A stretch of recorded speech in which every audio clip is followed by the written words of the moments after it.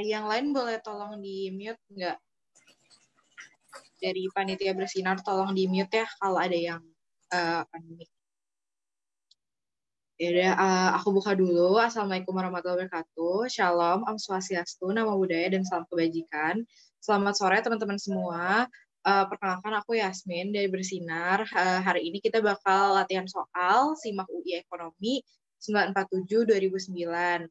Yang mana kita udah latihan dari 917 ya, kemarin 917, 927, 937, dan sekarang 947. Nah, biasanya kan kita malam mingguan bareng ya, jam malam-malam gitu, jam 7. Tapi hari ini kita sore-sore biar kalian juga ada waktu istirahat malam-malamnya gitu. Nah, sebelum kita mulai pembelajaran, lebih baik berdoa berdasarkan agama dan kepercayaan masing-masing. Berdoa dimulai.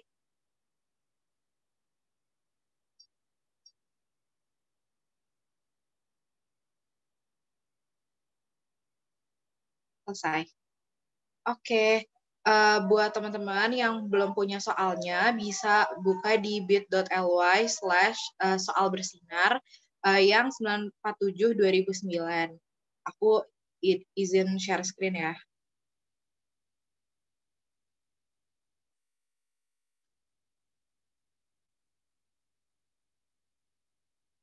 Nah, buat pembelajaran hari ini kita bakal bahas 947-2009. Nanti kalau misalkan kalian ngerasa masih bingung dan masih nggak paham sama apa yang aku sampaikan hari ini, bisa dilihat di YouTube-nya Bersinar. Terus juga pembahasannya bakal ada di linknya Bersinar. Nanti kalian bisa cek di arsip materinya. Nah, mungkin kita mulai aja kali ya. Nomor 1. Ini screen aku udah kelihatan kan semuanya? Udah, Kak. Oke. Nah, nomor 1 ini ngomongin tentang penentuan harga jual dan penetapan upah pekerja merupakan ruang lingkup dari ilmu ekonomi apa. Nah, maksudnya gimana? Nah, di ilmu ekonomi sendiri itu tuh ada 2 ruang lingkup. Ada yang lingkupnya makro dan ada juga yang lingkupnya mikro. Nah, kalau yang makro itu tuh yang lingkupnya itu luas atau besar gitu. Nah, contohnya itu apa? Contohnya itu kayak inflasi, kurs, pengangguran, dan lain-lain yang dimana kalau misalkan ruang lingkupnya itu besar, maka diaturnya itu oleh pemerintah atau ada intervensi dari pemerintah. Nah, beda halnya kalau misalkan ilmu ekonomi yang mikro. Kalau yang mikro itu yang dalam ruang lingkup kecil atau sempit gitu. Contohnya itu harga, terus demand atau supply atau permintaan dan penawaran, terus juga biaya produksi dan lain-lain yang diaturnya itu sama pasar atau sama produsen dan konsumen. Jadi intinya bedanya kalau makro itu besar, kalau mikro itu kecil. Nah, kalau misalkan di soal ini, dia kan ngomongin tentang penentuan harga jual dan upah pekerja, di mana harga jual dan upah pekerja ini datangnya dari produsen, bukan dari pemerintah gitu. Makanya ruang lingkup dari harga jual dan upah pekerja ini dia masuknya ke makro. Nah, sebenarnya buat opsi lainnya yang CDE, teori, terapan, dan deduktif itu sebenarnya nggak ada karena ilmu ekonomi ruang lingkupnya itu hanya makro dan mikro, hanya besar dan kecil gitu. Jadi kalau misalkan dia ngomonginnya yang lingkupnya besar, kayak misalkan inflasi, kurs, pengangguran, itu dia masuknya ke aturannya pemerintah atau yang masuknya ke makro. Kita lanjut ya ke nomor 2. Nah, nomor 2 ini selalu muncul dari 917-2009 sampai sekarang 947-2009. Soalnya masih sama, yaitu kebijakan Gunting Syarifuddin yang motong nilai mata uang sebesar 50%, itu dia termasuk ke dalam kebijakan moneter apa, katanya gitu.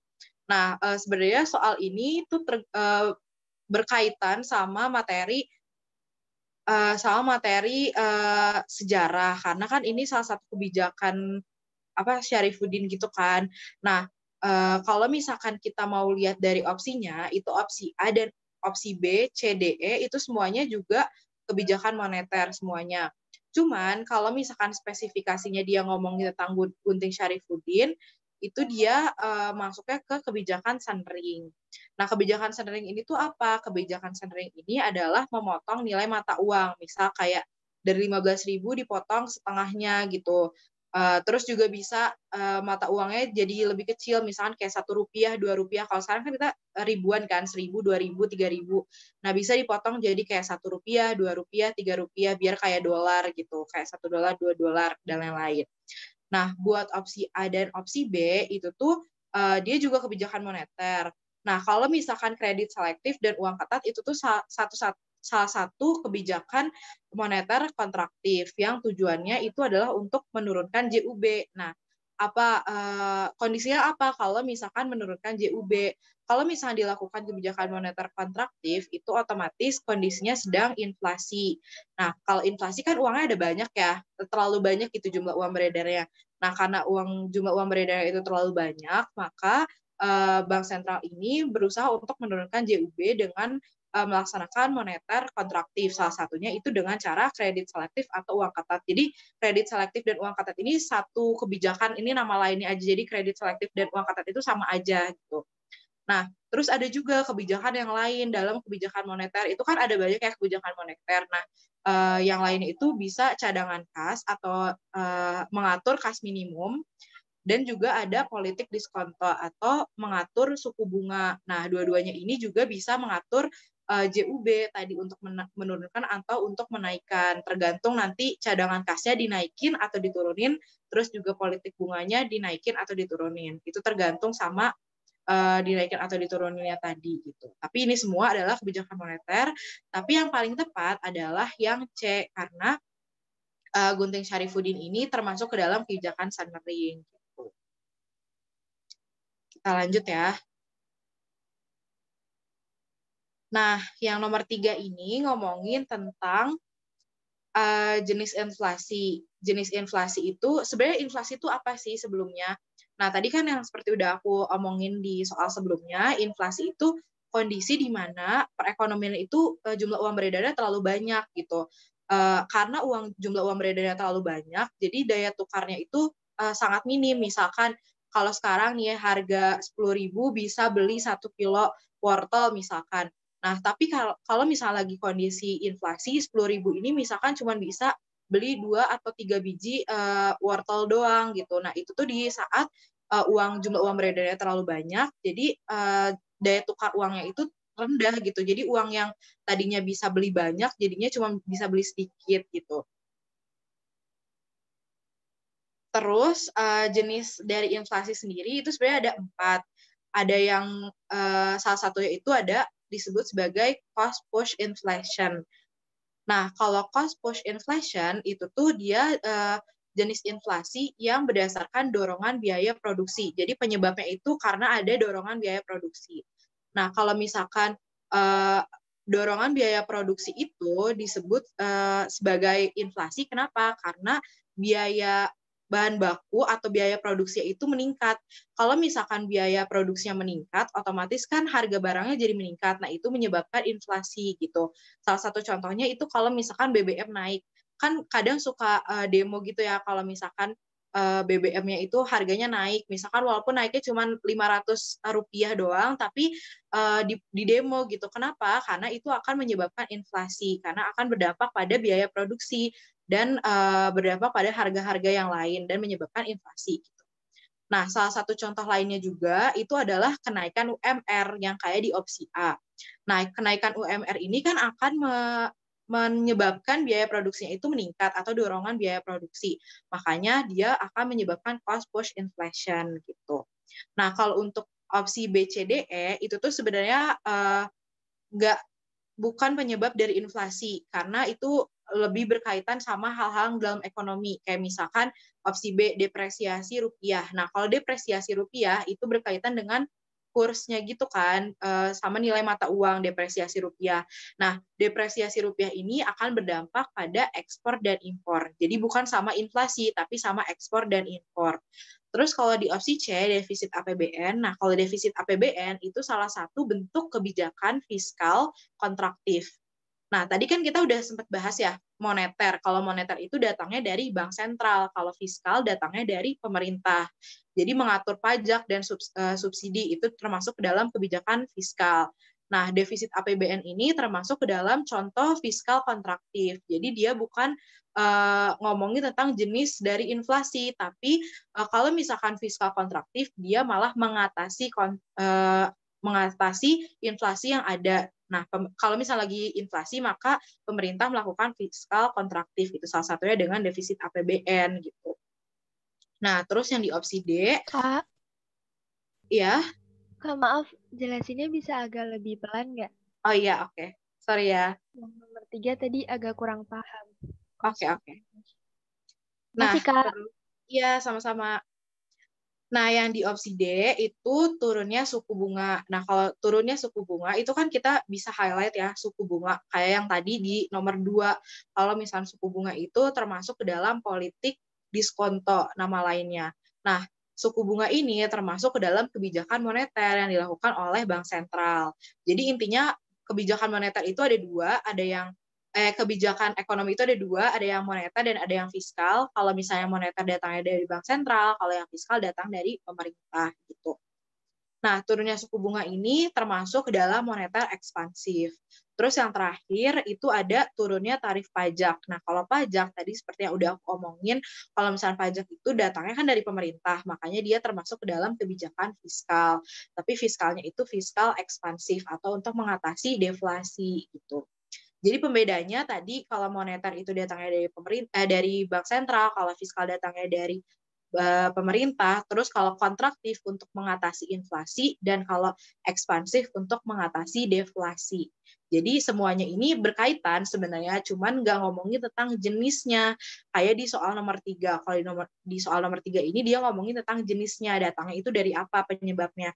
Itu yang lebih tepat adalah opsi A, mengenai kenaikan UMR yang akan mendorong biaya produksi. Gitu. Oke, kita lanjut ya. Sorry kalau kecepatan.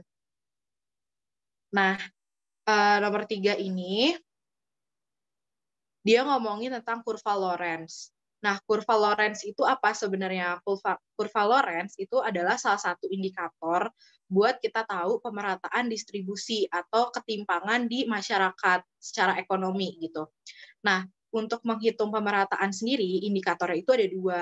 Ada yang kurvanya disebut sebagai kurva Lorenz, dan ada juga yang bersifat angka. Nah, kalau yang bersifat angka disebutnya sebagai indeks Gini.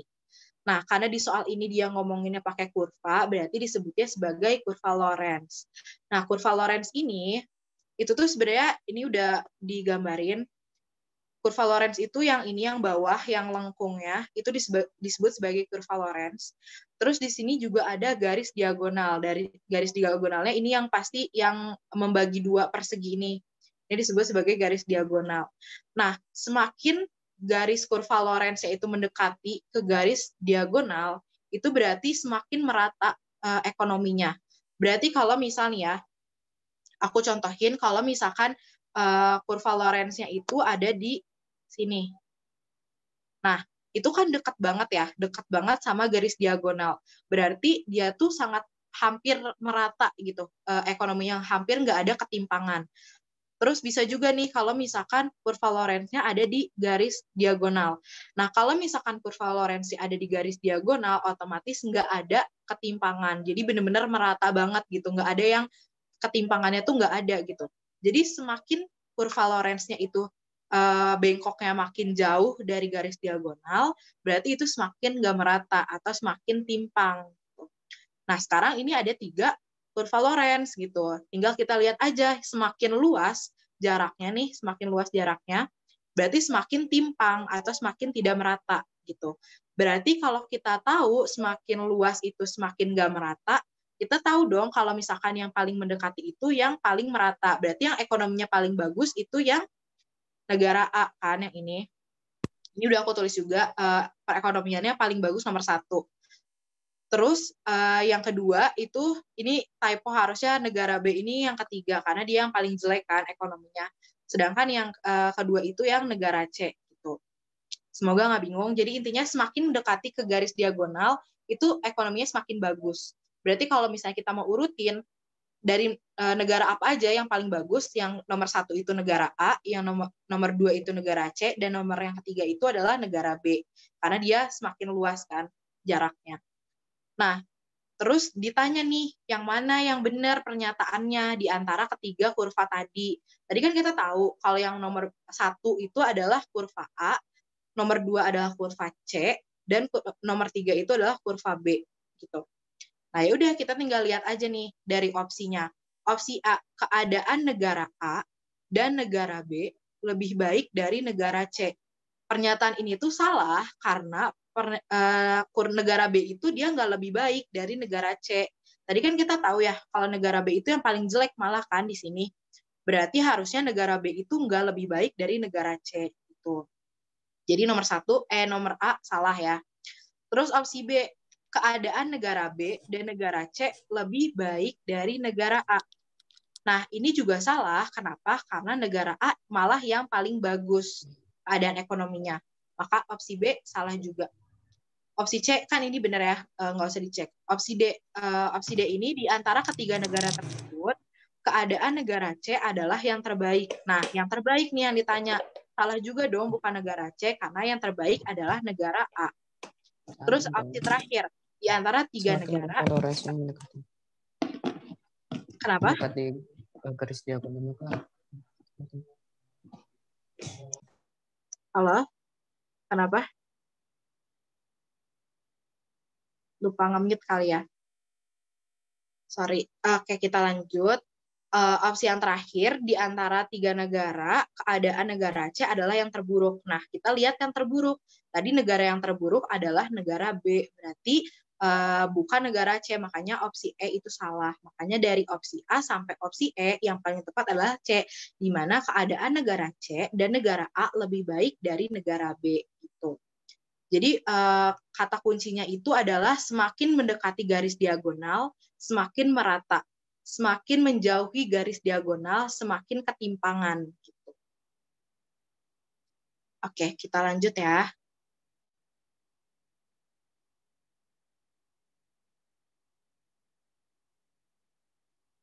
Nah, di nomor 5 ini ngomongin tentang kurva produksi. Cuman soal ini tuh nggak ada jawabannya atau dianulir, karena ini kan dia nanya pernyataan berikut yang benar kecuali, berarti kita cari yang salah kan. Sedangkan yang salah itu lebih dari satu di opsi dari A sampai E-nya, makanya jawabannya nggak ada. Nah, tapi kita tetap analisis satu-satu dari opsi A sampai opsi E. Nah, yang opsi A itu ngomongin tentang kurva MC akan memotong kurva AFC atau AVC pada saat AVC-nya minimum atau average variable cost-nya minimum. Nah, sebenarnya kan di produksi itu kan ada banyak banget ya kurvanya, cuman untuk soal ini itu tuh lebih terfokus kepada kurva yang ini. Nah, aku jelasin dikit tentang kurva produksi ini. Nah, di kurva ini itu tuh ada dua kurva yang berbentuk U. Itu tuh ada average cost dan ada average variable cost. Posisinya itu selalu seperti ini. AC itu selalu di atas AVC. Nah, AC di atas AVC ini tuh akan dipotong sama kurva yang namanya kurva MC. Nah, yang ini yang memotongnya. Nah, kurva MC ini akan memotong di titik minimum masing-masing kurva. Jadi mau di titiknya di kurvanya AVC atau mau di kurvanya AC, MC ini akan memotong di titik minimumnya. Jadi nggak mungkin kalau misalkan ada kurva kayak gini, tiba-tiba MC-nya motongnya di sini. Ini tuh nggak mungkin. Kenapa? Karena masih ada yang minimumnya. Ini tuh belum, ini bukan minimumnya kan. Berarti ini salah gambar kurva seperti ini. Nah, yang benar itu kalau misalkan MC-nya memotong di titik paling minimum antara AC dan AVC gitu. Nah, ya udah kita tinggal baca nih di opsinya. Opsi A kan dia bilang kalau MC itu akan memotong di titik minimumnya AVC. Nah, ini tuh opsinya benar. Kenapa? Karena tadi kalau misalkan MC itu akan memotong masing-masing di titik minimumnya. Berarti opsi A benar kan? Opsi B. Opsi B itu ngomongin tentang kurva average fixed cost, bukan average variable cost. Jadi beda lagi kurvanya. Nah, tapi nggak usah dihafalin kurvanya itu seperti apa, karena kita bisa cek dari rumusnya. Nah, rumusnya itu kalau misalnya average variable cost, berarti rumusnya adalah variable cost dibagi dengan kuantitinya. Itu udah pasti rumusnya kayak gitu. Nah, kalau misalkan kita tahu kalau average fixed cost itu adalah fixed cost dibagi Q, Berarti kita tahu ya hubungannya nih. Lihat dari rumus ini, kan posisi quantity itu ada di bawah, sebagai pembagi kan, ada di bawah posisinya. Nah, berarti kalau misalkan pembaginya itu semakin besar, kuantitinya semakin besar, berarti membaginya juga semakin besar kan? Contohnya nih ya, kalau masih bingung, contohnya kalau misalkan kita punya fixed cost-nya itu adalah 10. Fixed cost-nya 10 nih ya. Terus kita punya key-nya itu 2. Berarti average variable cost-nya itu adalah 5 kan? Tapi kalau key-nya semakin besar, misalkan 10 dibagi 5, itu kan 2. Berarti average fixed cost-nya semakin kecil kan? Kita bisa lihat dari 5 ke 2. Nah, berarti kalau misalkan kuantitinya semakin besar, itu akan berdampak pada average fixed cost yang semakin kecil. Gitu. Berbanding terbalik. Karena dia kan pembagi, jadi berbanding terbalik. Nah, berarti di opsi B, dia bilang kalau kurva A, average fixed cost, dia akan semakin kecil kalau jumlah produksinya ditambah. Berarti ini tuh pernyataannya benar juga, karena tadi kuantitinya naik, average fixed cost-nya turun. Berarti benar dong kalau kurva average fixed cost-nya itu akan semakin kecil kalau kuantitinya nambah. Gitu. Jadi yang opsi B juga benar. Nah, sekarang kita masuk ke opsi C. Opsi C ini ngomongin juga tadi, sama ngomongin MC dan AC. Tapi dia bilang kalau MC akan memotong AC pada saat kurva maksimum. Nah, ini salah. Kenapa? Karena tadi MC itu akan memotong di titik minimum, bukan maksimum. Makanya opsi C salah. Nah, harusnya kalau misalnya kita cek dari ABC doang, itu yang salah itu kan opsi C. Berarti kita bisa dong nyimpulin kalau, oh jawabannya C. Tapi ternyata enggak, karena opsi D dan opsi E sama-sama salah. Kita analisis, opsi D, itu dia bilang kalau kurva MC tidak memotong kurva AC maupun AVC. Salah kan? Karena akan memotong kurva AC dan AVC. Berarti opsi D salah. Opsi E, kurva VC akan memotong AVC pada saat AVC minimum. Salah juga, karena yang memotong AVC itu bukan VC, tapi MC gitu. Jadi yang paling kata kuncinya itu di soal ini adalah tahu kurva yang ini. MC, AC, dan AVC itu di titik minimumnya. Gitu. Nah, jadi kan dari 5 opsi ini tuh ada 3 opsi yang salah kan, opsi C, D, dan E. Makanya soal ini dianulir. Nah, kalau misalnya disimak itu kalian nemuin soal yang kayak gini, yang nggak ada jawabannya, itu langsung skip aja. Karena kalau misalnya tetap kalian kerjain, itu bakal jawabannya salah. Kalau misalnya di UTBK, bolehlah kayak milih di antara C, D, E ini, kalian mau pilih yang mana, cap-cip-cip aja gitu. Karena kan nggak ada jawabannya. Nah, tapi kalau disimak, itu karena ada poin plus dan poin min, itu lebih baik di skip aja kalau emang nggak ada jawabannya. Kalau kalian emang yakin nggak ada jawabannya. Oke, kita lanjut ya. Ke soal nomor 6. Nah, nomor 6 ini materinya adalah elastisitas. Elastisitas itu kan sebenarnya rumusnya ada banyak ya. Salah satunya yang udah aku tulis di sini, itu ada P1 per Q1 dikali dengan delta Q per delta P. Nah, kapan rumus ini dipakai? Itu tuh kalau misalkan diketahui di soalnya ada P1, ada Q1, ada P2, dan ada Q2. Seperti yang di soal nomor 6 ini. Kalau misalnya kita baca, pada saat harganya 400 per unit, berarti kita tahu itu adalah price pertama atau P1. Jumlah permintaannya adalah 1000 unit. Itu disebut sebagai Q1. Itu typo. Ini Q1 ya. Q1. Nah, jika harganya dinaikkan menjadi 600 per unit, berarti di situ ada price kedua atau ada harga kedua. Maka jumlah permintaannya menjadi 800 unit. Berarti di situ ada quantity kedua atau ada Q2. Nah, karena kita tahu di sini ada P1, Q1, P2, dan Q2, berarti kita pakai rumus P1 per Q1 dikali dengan delta Q per delta P. Ya udah, tinggal kita masukin aja ke rumusnya. P1-nya berapa tadi? P1-nya adalah 400, dibagi dengan Q1, Q1-nya adalah 1000, dikali dengan delta Q. Delta Q adalah Q2 dikurangi dengan Q1, berarti 800 dikurangi dengan 1000. Ini posisi minusnya harus di atas, bentar. Nah, tadi kan 800 dikurangi 1000 itu kan minus ya, minus 200 kan, berarti di atasnya minus 200. Dibagi dengan delta P. Delta P-nya adalah 600 dikurangi 400, berarti 200. Nah, berarti 400 dibagi 1000 dikali min 200 dibagi 200 bisa kita coret aja kan. 200 dicoret nih atas sama bawah. Terus yang 400 sama 1000-nya kita coret nolnya. Berarti sisanya tinggal 4/10. 4/10 disederhanain jadi 2/5. 2/5 adalah 0,4.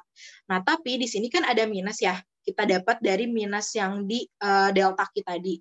Di elastisitas sendiri itu nggak ada yang bernilai negatif. Nah, koefisien yang bernilai negatif ini, dia itu menunjukkan kalau ini elastisitas permintaan. Kenapa? Karena hukum permintaan itu kan berbanding terbalik. Kalau misalnya price-nya naik, kuantitinya naik. Makanya elastisitasnya itu akan bernilai negatif. Tapi kalau untuk angka, itu tuh tetap nggak ada negatifnya gitu. Jadi nggak ada angka di bawah 0. Jadi lebih kecil dari minus 1 itu nggak ada gitu.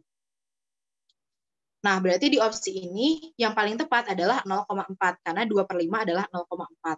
Tapi kalau misalkan nih hasilnya itu plus 2/5, nggak ada minusnya, berarti itu menunjukkan kalau elastisitasnya ini adalah elastisitas penawaran.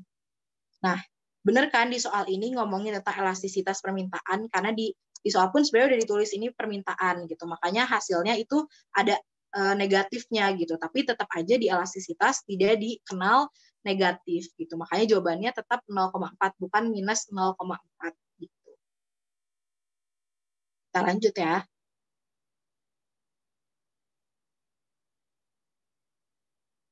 Nah, nomor 7 ini juga keluar terus nih dari 917 sampai 947. Soalnya masih sama, suatu perusahaan dia itu punya 7 unit output. Berarti disebut sebagai quantity atau key. Terus juga ada average total cost atau disebut sebagai ATC atau AC. Dia itu 15.000. Terus, agar mampu berproduksi, perusahaan harus mengeluarkan fixed cost atau FC sebesar 35.000.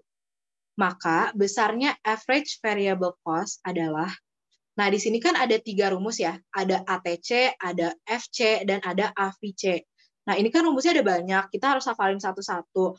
Nah kalau ini kan agak membingungkan ya, kalau menurut aku kalau harus hafalin satu-satu. Nah aku tuh punya cara cepat, cara cepatnya adalah average kotak sama dengan kotak plus per key. Jadi kotaknya ini tinggal diganti aja. Kalau misalnya kita mau nyarinya average variable cost, berarti kita tinggal ganti variable cost dibagi key. Maksudnya gimana nih ya, kita contohin ya. Misal, aku mau cari ATC. Berarti kotaknya apa? TC kan? Berarti yang di atas itu TC dibagi dengan key. Gitu.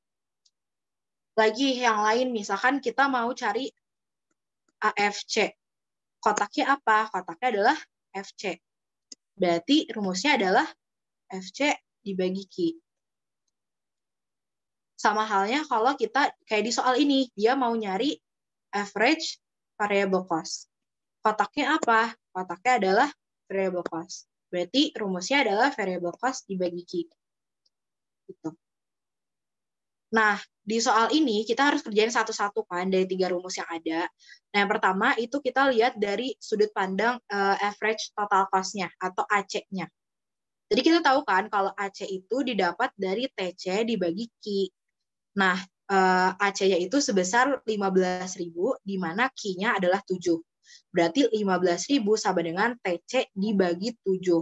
Tinggal kita pindah ruas aja, 7-nya ke atas jadi dikali. Jadi TC-nya sama dengan 15.000 dikali 7. Sama dengan 105.000. Nah, udah sampai kita tahu TC-nya. TC itu adalah fixed cost ditambah variable cost. Jadi untuk memproduksi suatu barang, kita harus tahu biaya tetapnya dan biaya yang tidak tetap atau variabelnya. Berarti TC sama dengan fixed cost ditambah variable cost. Di mana TC-nya tadi kita udah tahu 105.000, terus fixed cost ya di soal itu 35.000. Ditambah dengan variable cost. Tinggal pindah ruas, berarti variable cost-nya itu 105.000 dikurangi 35.000, yaitu 70.000. Nah, kita udah tahu kalau misalnya variable cost-nya adalah 70.000 ya. Sampai saat ini kita tahu FC-nya berapa. Nah, yang di soal ditanya adalah average variable cost, di mana rumusnya adalah variable cost dibagi Q. Berarti kita udah langsung bisa ngerjain soal ini, karena tadi kita sebelumnya udah dapat variable cost-nya adalah 70.000. Berarti average variable cost ya adalah 70.000 dibagi Q-nya. Q-nya adalah 7 di soal. Berarti 70.000 dibagi dengan 7 adalah 10.000 gitu. Nah, sebenarnya soal ini hitungannya itu secara matematis gak terlalu susah karena cuman kali tambah bagi doang, tapi rumusnya itu berkaitan satu sama lain, makanya kita harus teliti dalam ngerjain soal gitu. Kita lanjut ya ke nomor 8. Nah, nomor 8 ini dia ngomongin tentang konsep efisiensi produksi yang ditunjukkan oleh kurva kemungkinan produksi atau disebut sebagai Production Possibility Curve atau disingkat sebagai PPC. Nah, konsep efisiensi produksi sebenarnya itu ada dua, bisa dilihat dari dua, yang ada namanya PPC atau yang kurvanya atau kurvanya, dan ada juga PPF atau frontier. Nah, bedanya apa PPC dan PPF? Bedanya adalah kalau PPC itu kan curve, berarti bentuk kurvanya. Sedangkan kalau PPF atau frontier itu adalah titiknya. Di sini udah aku contohin, di sini ada kurva PPC. Nah, kurva PPC-nya ini yang warna hijaunya ya. Yang warna hijau ini kan kurvanya, berarti dia disebut sebagai PPC. Tapi titik-titik di dalam PPC-nya disebut dengan frontier. Misal di sini. Ini frontier, ini frontier, ini frontier, ini frontier, ini frontier. Jadi titik-titiknya ini disebut sebagai frontier, sedangkan keseluruhan kurvanya disebut sebagai PPC. Nah, dia ngomongin tentang yang ditanya, yang mana di titik kurva-kurva di dalam PPC ini yang efisien, yang produknya tuh udah paling efisien. Nah, di dalam PPC ini dia tuh ada 3 titik. Pertama, yang titiknya ada di dalam kurva. Yang A ini ya, yang ini. Nah, kalau misalkan titiknya itu ada di dalam kurva, itu otomatis kondisinya tidak maksimal atau tidak efisien. Kenapa? Karena masih menyisakan sumber daya dan teknologi. Jadi misal nih kita punya 100 sumber daya yang dipakai cuma 50, berarti kan itu nggak efisien. Berarti masih bersisa, berarti itu ada di dalam kurva kita. Terus ada juga titik-titik yang ada di kurva PPC-nya. Nah, kalau ada di dalam titik kurva PPC, itu yang paling efisien. Kayak misalkan kita punya 100 sumber daya, kita gunakan 100. Berarti itu yang paling efisien. Terus juga ada yang di luar. Kalau yang di luar itu yang tidak dapat dicapai. Misal kita cuma punya 100, tapi kita mau produksi 150. Gimana caranya? Nggak bisa, karena kita cuma punya 100. Berarti titiknya ada di luar kurva, atau yang tidak bisa dicapai. Berarti kalau di soal ini kita ngomongin tentang yang efisien, berarti yang ada di dalam titik PPC-nya kan ada di pergerakan di sepanjang PPC. Jadi jawaban yang paling tepat adalah opsi B. Tapi kalau kita analisis dari opsi yang lain, itu yang opsi A nih. Dia ngomongin kombinasi output yang tidak dapat dicapai. Nah, tidak dapat dicapai itu berarti yang ada di luar kurva, berarti yang titik C. Terus opsi C, titik-titik di dalam PPC. Nah, kalau di dalam PPC tadi, dia tuh bisa dicapai, tapi emang nggak efisien, karena nggak digunakan secara menyeluruh. Berarti dia di titik A. Terus opsi D dan opsi E, itu tuh sebenarnya aku nggak tahu ya, sebenarnya PPC itu bisa bergeser atau enggak, tapi setahu aku tuh nggak bisa bergeser, karena kan dia itu titik-titiknya aja kan yang di sepanjang kurva PPC. Jadi tidak dikenal pergeseran PPC. Jadi opsi D dan opsi E itu udah pasti salah gitu. Jadi intinya kalau mau ngomongin efisien yang ada di dalam kurvanya, kalau yang bisa dicapai tapi nggak efisien ada di dalam, kalau yang nggak bisa dicapai itu ada di luar. Gitu. Kita lanjut ya. Nah, nomor 9 ini itu ada mengenai tentang nilai tukar atau kebijakan otoritas moneter mengenai nilai tukar rupiah atau nilai tukar dolar dan lain nilai tukar mata uang pokoknya. Saat ini dunia sedang mengalami krisis keuangan global. Krisis ini menyebabkan bank sentral sebagai otoritas moneter terpaksa menyiapkan rencana-rencana untuk menstabilkan mata uang, baik dengan cara menaikkan ataupun menurunkan nilai tukar atau kurs. Menguatnya atau naiknya nilai tukar, kebijakan ini tuh disebut sebagai akibat kebijakan apa gitu. Nah, sebenarnya untuk mengatur nilai tukar itu ada 4. Dia itu ada yang disebut sebagai apresiasi, ada yang depresiasi,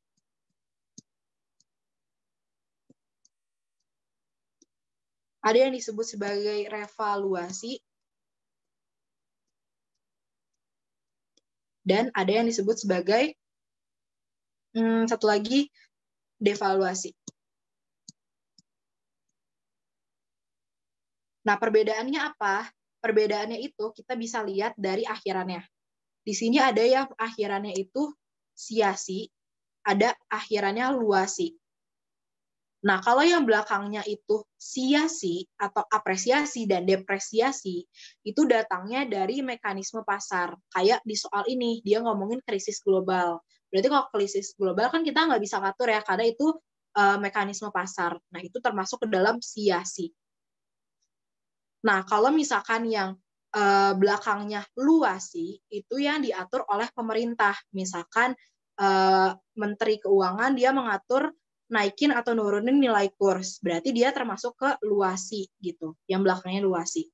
Nah, karena di soal ini dia ngomonginnya krisis global, berarti kan kita lihatnya yang mekanisme pasar kan, yang siasi belakangnya. Nah, siasinya itu ada 2, ada apresiasi dan ada depresiasi. Gitu kan. Nah, ya udah tinggal kita lihat aja kalau misalkan dia ngomonginnya di sini kan ada kebijakan otoritas moneter. Nah, moneter kan berarti yang dilakukan oleh pemerintah kan. Berarti ya udah yang dilakukan pemerintah adalah revaluasi atau devaluasi. Sedangkan yang di soal ini dia ngomongin menguat. Berarti kalau menguat itu yang revaluasi. Jawaban yang paling tepat adalah yang E. Nah, opsi yang lain itu ada regresi. Regresi itu nggak ada, jadi itu langsung coret aja. Terus di opsi C juga ada represi, itu juga nggak ada, langsung dicoret. Terus ada resesi. Resesi itu kondisi di mana jumlah uang beredarnya terlalu sedikit, atau nama lainnya itu deflasi. Itu bukan nilai tukar, berarti salah juga. Gitu. Terus yang opsi D, apresiasi. Nah, kalau apresiasi, dia itu oleh mekanisme pasar. Sedangkan yang di soal ini kan dia ngomongin tentang kebijakan otoritas moneter. Berarti yang paling tepat adalah yang opsi E, yang revaluasi. Gitu. Oke, kita lanjut ya. Nah, soal ini juga keluar dari 917 sampai 947, selalu keluar soal ini, ngomongin tentang harga pokok penjualan. Harga pokok penjualan ini, dia itu ada rumusnya. Jadi menurut aku ini gampang lah ya buat dikerjain. Kenapa? Karena HPP ini rumusnya adalah, ini kehapus, aku tulis ulang aja. HPP dihitung dari persediaan barang dagang awal ditambah dengan pembelian bersih, di mana pembelian bersih itu dihitungnya dari pembelian ditambah biaya angkut, pembelian dikurang retur pembelian, dikurangi diskon pembelian, dikurangi dengan persediaan barang dagang akhir. Gitu.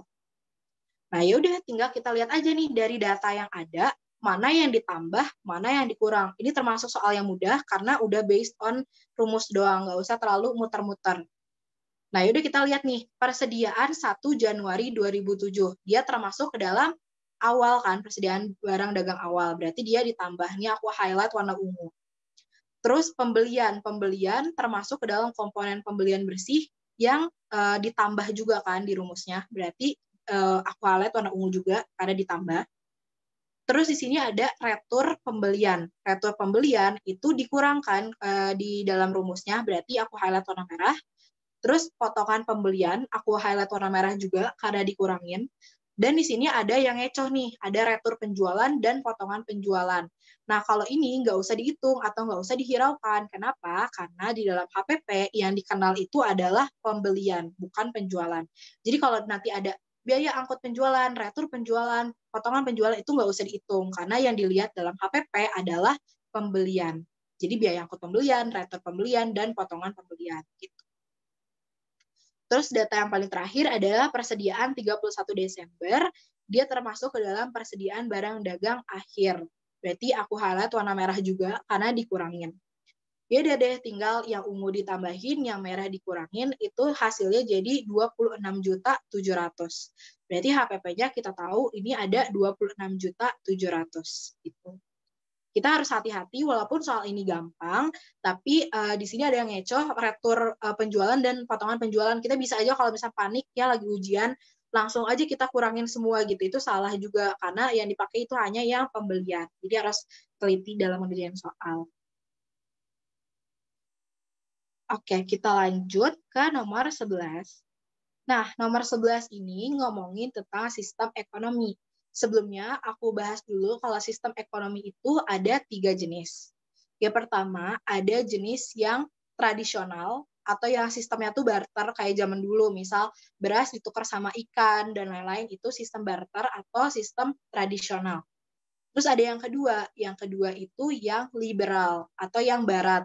Nah, kalau yang liberal itu tuh berdasarkan mekanisme pasar antara permintaan dan penawaran.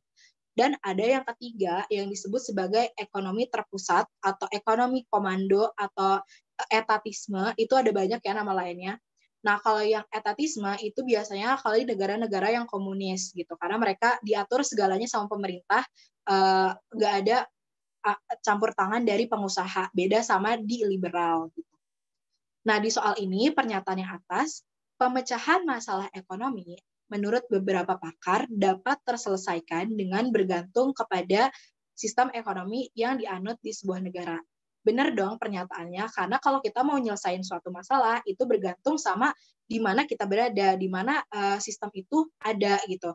Kalau misalkan pemecahan masalahnya ada di Amerika, ya berarti pakainya dia liberal gitu. Tapi kalau di Indonesia, kita pakainya nggak liberal dan tidak juga terpusat, kita pakainya ekonomi Pancasila, berarti berdasarkan sistem ekonomi yang dianut negara masing-masing. Pernyataan atas benar. Pernyataan bawah bilang kalau sistem ekonomi yang berlaku di Eropa Barat adalah sistem ekonomi etatisme. Nah, ini tuh salah karena kalau Eropa Barat dia pakainya liberalisme atau pakai mekanisme pasar. Makanya pernyataan yang bawah itu salah. Jadi jawabannya benar salah itu adalah C. Etatisme ini aku nggak tahu ya sekarang dianutnya sama kalau nggak salah Cina ya kalau komunis sekarang. Nah, kalau dulu Uni Soviet gitu, itu pakai etatisme karena ekonomi terpusat. Dan Indonesia pun sempat menggunakan ekonomi terpusat di masa demokrasi terpusat yang tangannya itu di Presiden Soekarno semua. Pernah pakai ekonomi terpusat. Gitu. Kalau sekarang kita pakai ekonomi Pancasila yang berdasarkan Pancasila. Oke, kita lanjut ya ke nomor 12. Nah, nomor 12 ini dia ngomongin tentang pendapatan nasional. Melihat dengan pendekatannya. Nah, pendapatan nasional ini ada 3 pendekatan. Pendekatan yang pertama itu yang ada di soal, pendekatan produksi, di mana melihat nilai tambah, kayak di soal ini. Terus yang kedua ada pendekatan pengeluaran. Kalau pendekatan pengeluaran itu dihitungnya pakai rumus CIGXM. Panjangannya itu adalah konsumsi, investasi, pengeluaran pemerintah, ekspor neto. Ekspor neto itu didapat dari ekspor dikurangi impor. Terus pendekatan yang ketiga itu ada pendekatan pendapatan. Kalau pendekatan pendapatan dihitungnya pakai rumus WRIP. I-nya itu yang kecil, R-nya juga yang kecil. Kepanjangannya apa? Kepanjangannya itu adalah upah, biaya sewa, biaya bunga, dan laba produksi. Itu kan pendapatan. Terus yang terakhir adalah produksi yang kayak di soal ini gitu ya. Nah, jadi kita baca dia pernyataan yang atas. Persamaan GNP P1 Q1 tambah P2 Q2 tambah titik-titik sampai dengan tambah PN QN itu kan dia nambah berarti menghitung nilai tambah kan. Berarti benar dia itu pakai pendekatan produksi, nggak pakai CIGXM dan nggak pakai WRIP. Berarti pernyataan atas benar. Pernyataan bawah, dalam pendekatan pengeluaran yang CIGXM tadi, GNP dihitung dengan menjumlahkan konsumsi, investasi, pengeluaran pemerintah, ekspor, dan impor. Nah, pernyataan ini hampir benar, tapi salah. Kenapa? Karena impor itu di dalam rumus pendekatan pengeluaran itu dikurangi, bukan ditambah. Nah, ini kalau misalnya kita nggak teliti aja baca soalnya, kita bisa ngira ini benar gitu. Tapi salah karena dia bilang dengan menjumlahkan bla bla bla bla termasuk impor itu salah gitu. Nah, lanjut. Berarti ini yang bawah salah, yang atas benar, berarti jawabannya adalah C. Lanjut ke nomor 13. Nah, 13 ini ngomongin tentang pasar. Pasar itu kan kita tahu ya ada monopoli, oligopoli, ada monopolistik dan lain-lain, ada banyak ya.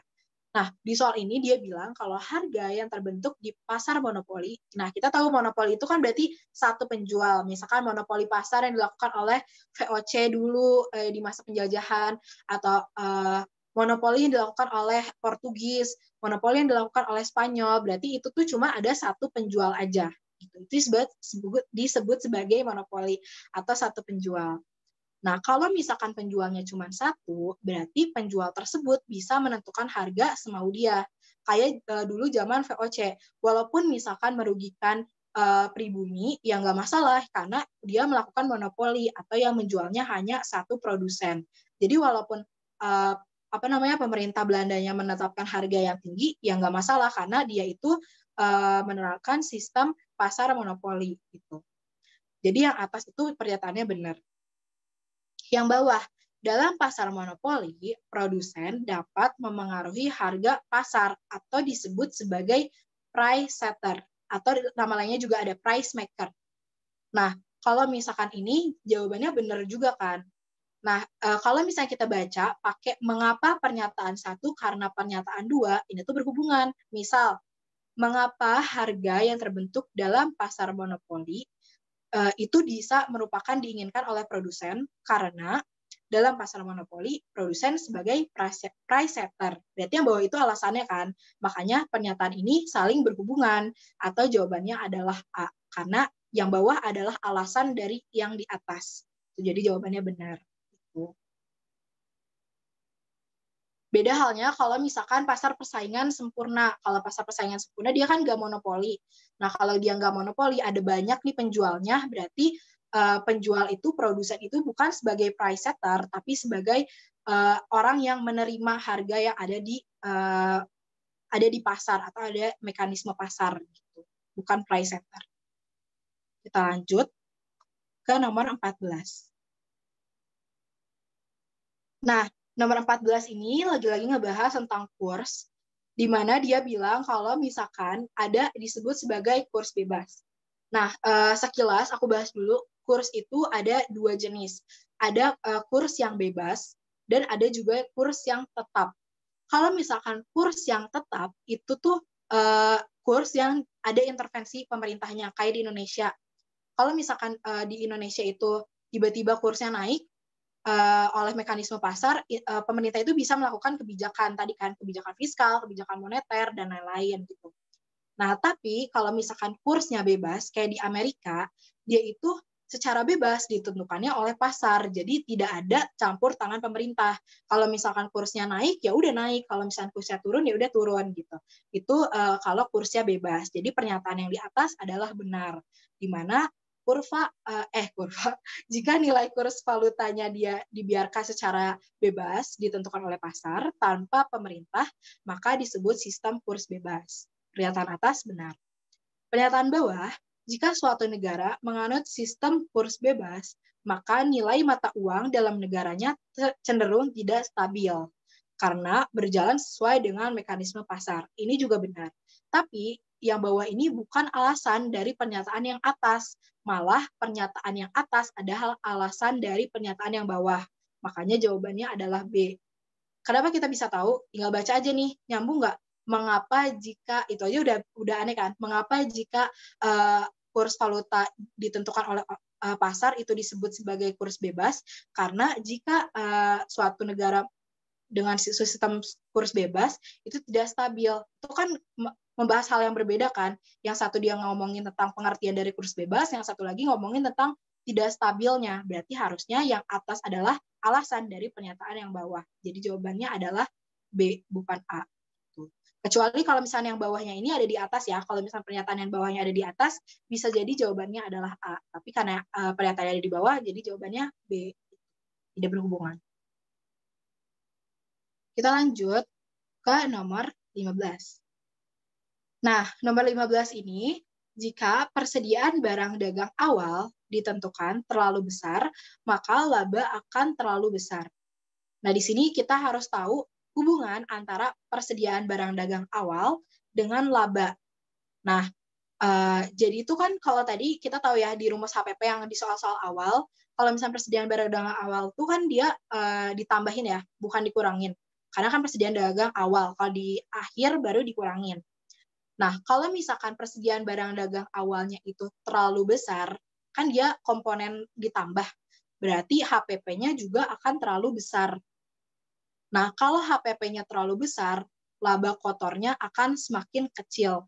Nanti laba bersihnya juga akan semakin kecil.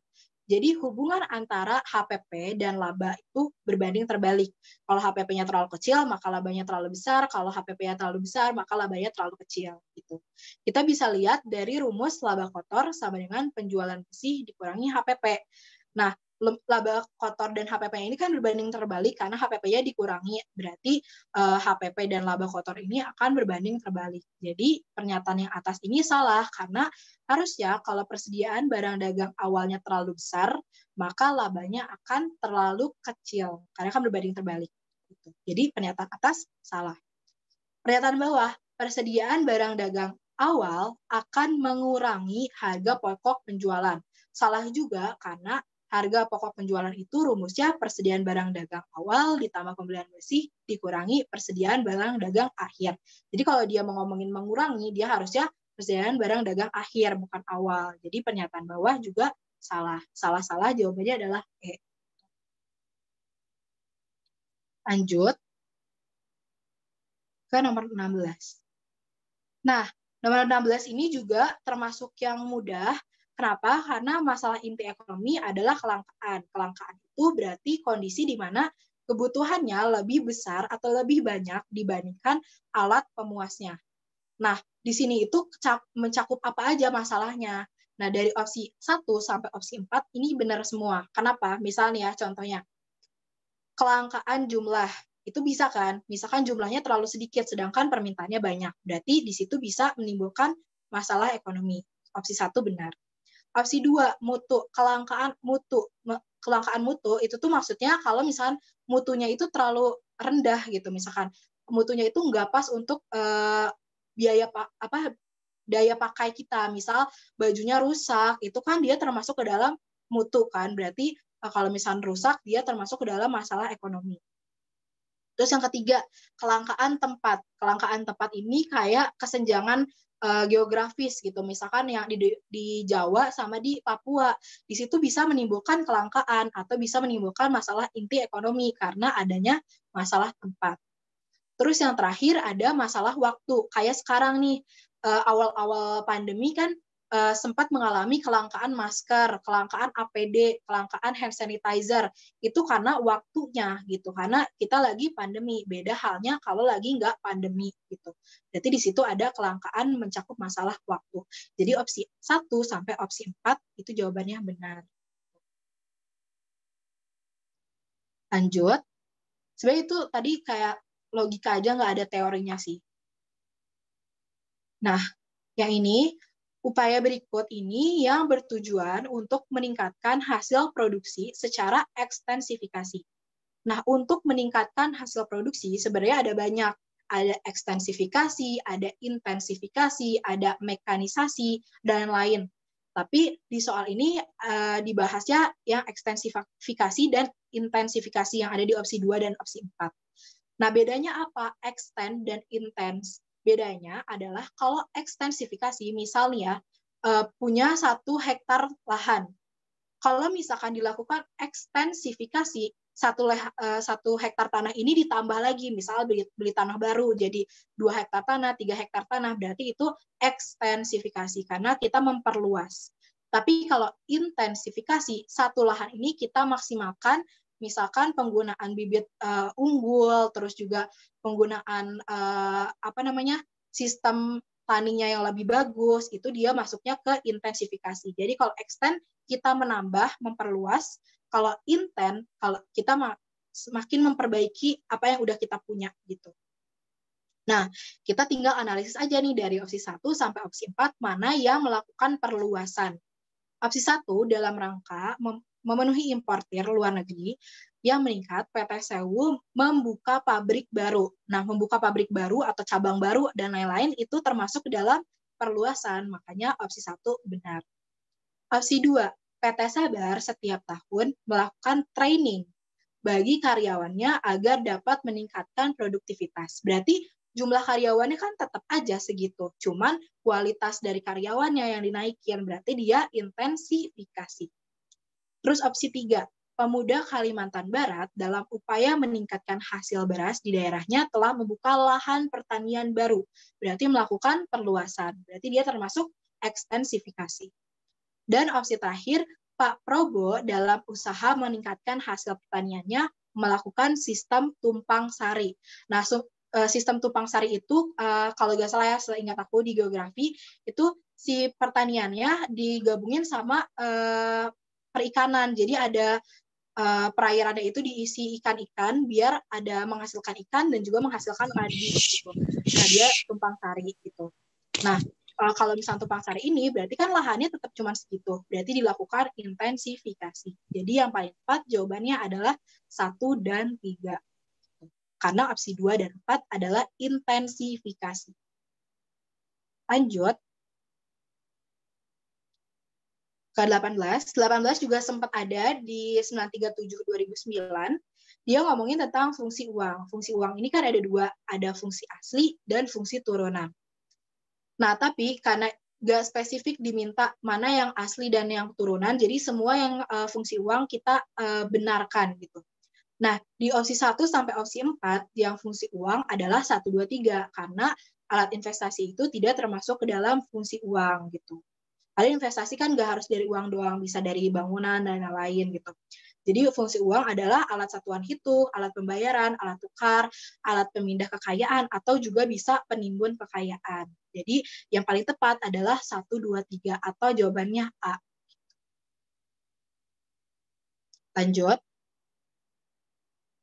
Nah, ini teori banget. Dia ngomongin tentang penggolongan pajak. Di bawah ini udah aku tulis juga. Ini sebenarnya bukan aku yang nulis dari Google. Di sini ada pajak daerah dan ada pajak pusat. Sebenarnya nggak harus dihafalin juga, karena yang biasanya keluar itu di UTBK nggak ada. Biasanya nggak ada sih penggolongan pajak. Biasanya disimak doang. Terus tinggal sering-sering latihan soal aja biar kalian hafal. Jadi nggak harusnya kayak pusat itu ini. Tapi ya udah kita latihan soal sesering mungkin biar kita nanti ingat gitu. Nah, di nomor 19 ini yang diminta itu adalah pemerintah pusat. Pemerintah pusat itu yang opsi 1, 2, 3 berdasarkan tadi data yang udah ada, yang udah aku sajikan tadi. Nah, kalau yang opsi 4, PKB itu atau pajak kendaraan bermotor, dia termasuk ke dalam pajak daerah. Jadi jawaban yang paling tepat adalah 1, 2, 3 atau opsi A gitu. Lanjut ke soal nomor terakhir. Ini ada ngomongin tentang kurva di dalam teori perilaku konsumen. Nah, di dalam teori perilaku konsumen itu ada 2 kurva.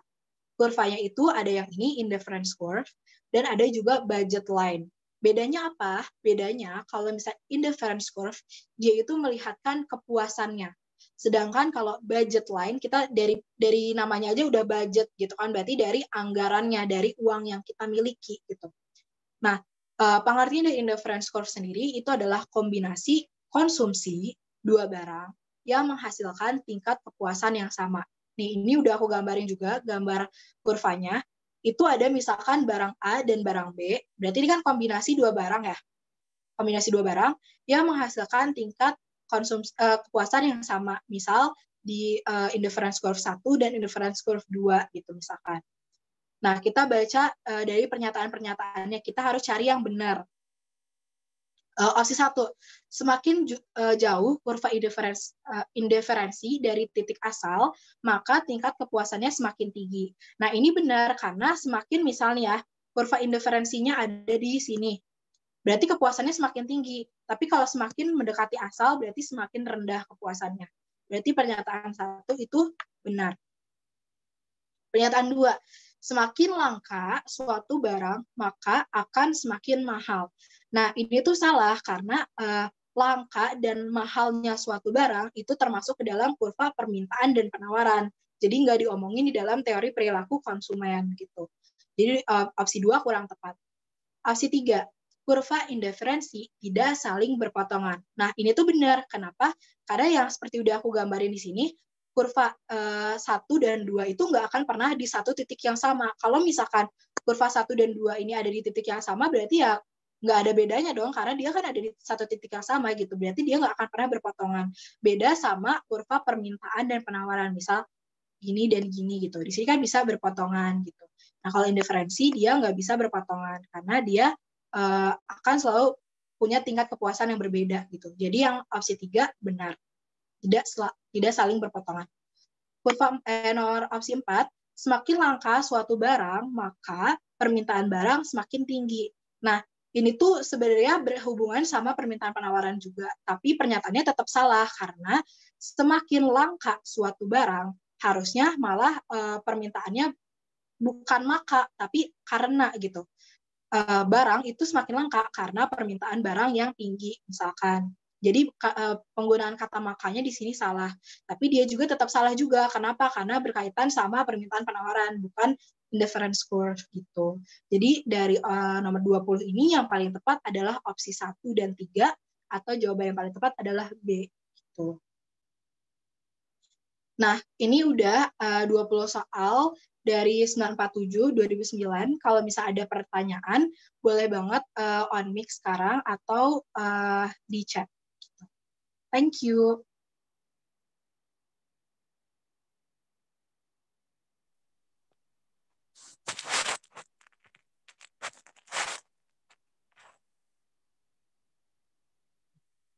Adakah yang mau bertanya? Mungkin ada yang kayak masih bingung gitu. Aku boleh nanya nggak, Kak?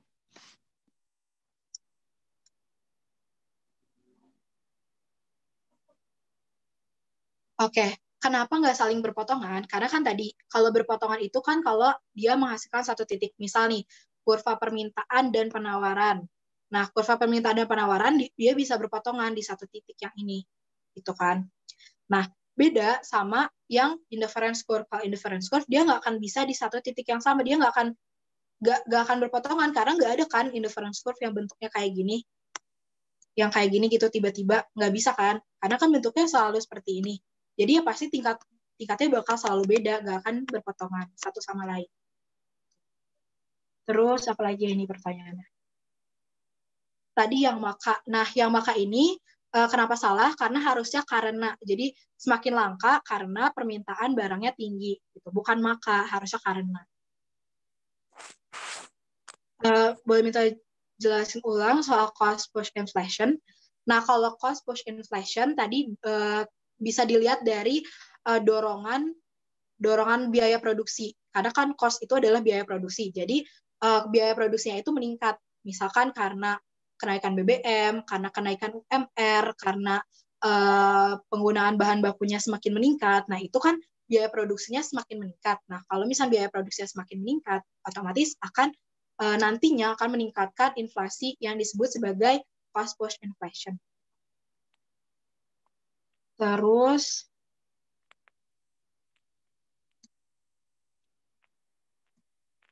untuk nomor 17, sistem tumpang tindih, kenapa nggak diferensiasi? Kenapa nggak diferensiasi? Kalau diferensiasi itu dia penggunaan bibitnya yang diubah. Jadi misal di dalam 1 hektar tanah, setengah digunakan sebagai padi, setengah digunakan sebagai jagung misal. Itu berarti diferensiasi, dibedain. Tapi kalau tumpang tindih, dia itu tetap aja padinya tetap 1 hektar, tapi juga bukan nanam, tapi juga ada perikanannya di satu tanah yang sama. Itu kok nggak salah ya, tumpang tindih itu yang ikan. Terus nomor 14.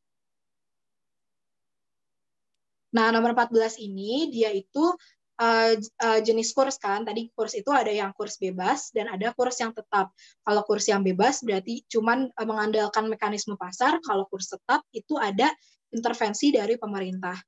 Nah, pernyataan yang atas itu benar karena dia bilang kalau kalau orang pasar itu dia termasuk ke dalam kurs valuta secara bebas. Dan yang pernyataan bawah juga benar karena dia ngomong kurs yang bebas itu dia cenderung tidak stabil karena kan nggak ada intervensi dari pemerintah, benar-benar pure dari mekanisme pasar. Kalau misalnya pasarnya lagi naik, ya lagi naik, kalau lagi turun ya turun gitu.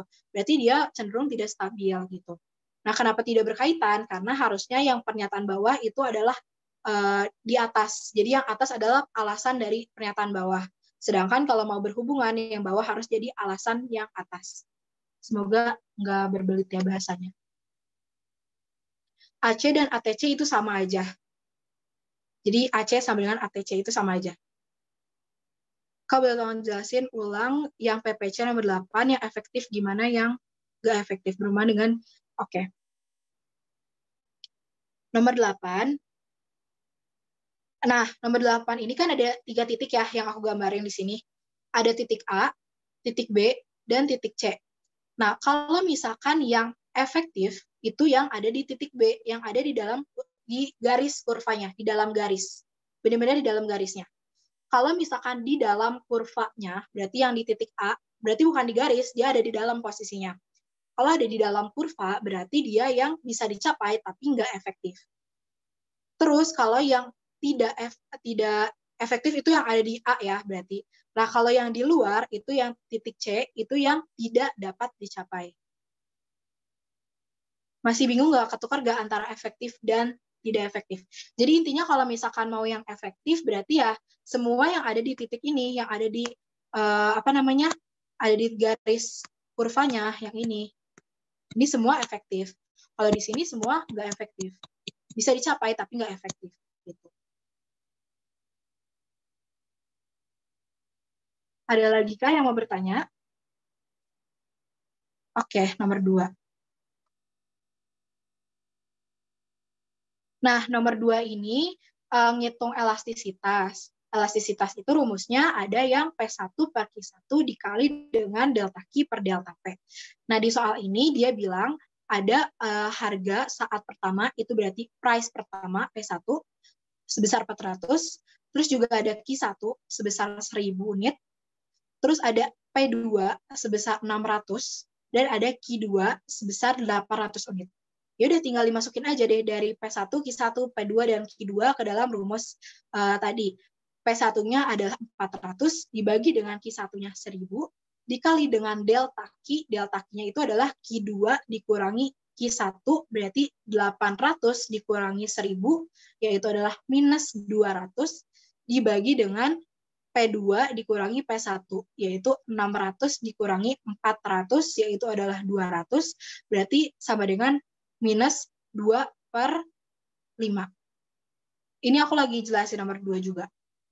Nah, kalau misalkan minus 2 per 5, itu kan negatif ya. Sedangkan di elastisitas itu nggak ada yang disebut sebagai elastisitas yang negatif. Makanya di opsi ini nggak ada yang negatif kan angkanya, positif semua. Tapi yang negatif ini menunjukkan kalau elastisitas ini adalah elastisitas permintaan. Sesuai sama apa yang diminta di soal, yaitu elastisitas permintaan. Kalau misalkan hasilnya adalah plus 2 per 5 atau plus 0,4, berarti dia termasuk ke dalam tadi, koefisien dari penawaran. Gitu. Maaf, Kak. Itu tadi nomor 6 ya, bukan nomor 2. Oh iya, salah lihat, sorry. Ya, nggak apa-apa. Makasih, Kak. Iya, soalnya di halaman yang sama aku kira itu nomor 2. Oke. Nah, nomor 2 ini. Nomor 2, kebijakan kan. Nah, ini tuh sebenarnya udah pasti. Jadi kalian nggak usah kayak nggak ada teorinya lagi gitu. Kayak ya udah ini kan sejarah. Gunting Syarifuddin itu merupakan kebijakan Sunring. Itu aja sih. Jadi kayak kebijakan Sunring adalah memotong nilai mata uang. Itu aja. Terus apa lagi ya?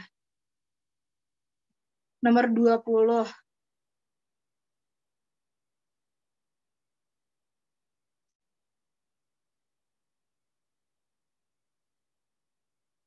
Nomor 20, tadi nama kurvanya itu adalah indifference curve atau kurva indiferensi.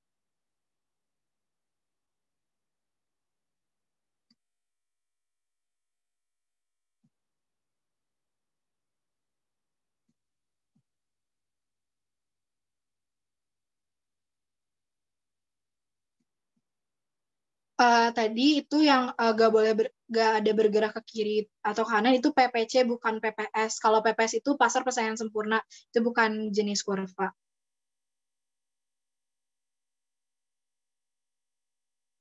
Gitu. Jadi sebenarnya bisa aja sih kalau misalkan mana sih tadi yang ini ya. Bisa aja si kurvanya itu tiba-tiba ada di sini. Kalau misalkan sumber daya dan teknologinya berkurang, berarti bisa kan dia geser kiri atau geser kanan. Atau sumber dayanya bertambah, berarti semakin banyak yang bisa dicapai. Tapi kalau misalnya PPF-nya itu nggak bisa, karena dia di dalamnya kan. Jadi nggak bergeser. Bergerak namanya, kalau nggak salah. Bergerak ya, kalau nggak salah. Terus, boleh jelasin soal kebijakan Gunting Syarifuddin. Gunting Syarifuddin adalah kebijakan Sunring, jadi dia motong mata uang. Itu sejarah di kebijakan. Suka bingung bedain bentar. Rumus elastisitas yang dipakai. Nah, itu tuh tergantung sama soalnya. Nah, tadi kan kita lihat di nomor 6 ya. Nah, di nomor 6 ini kan diketahuinya P1, Q1, P2, Q2. Nah, berarti itu kita bisa pakai rumus yang P1 per Q1 dan delta Q per delta P, karena dia ada deltanya, kita bisa lihat perubahannya. Tapi ada juga, kalau misalnya data yang dikasih itu dalam bentuk persentase, berarti kita pakai rumusnya yang persentase delta Q per persentase delta P. Gitu, jadi kayak tergantung sama soal datanya yang dikasih apa. Ini kita tanya jawabnya sampai 5.30 ya.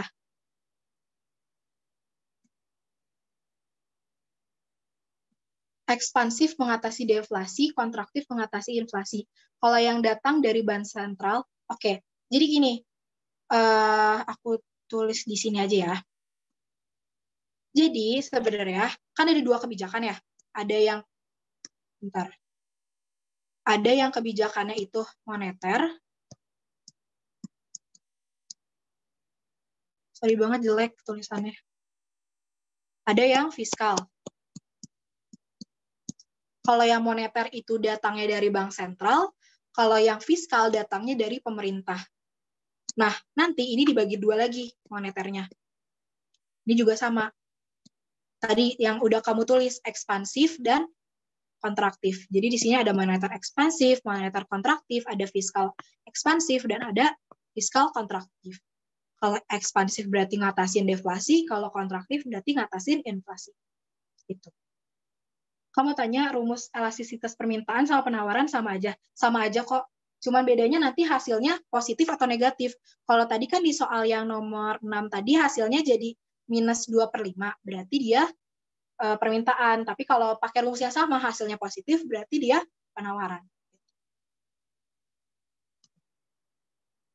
Ada yang mau nanya lagi nggak? Kalau nggak ada, mungkin boleh on cam dulu buat dokumentasi.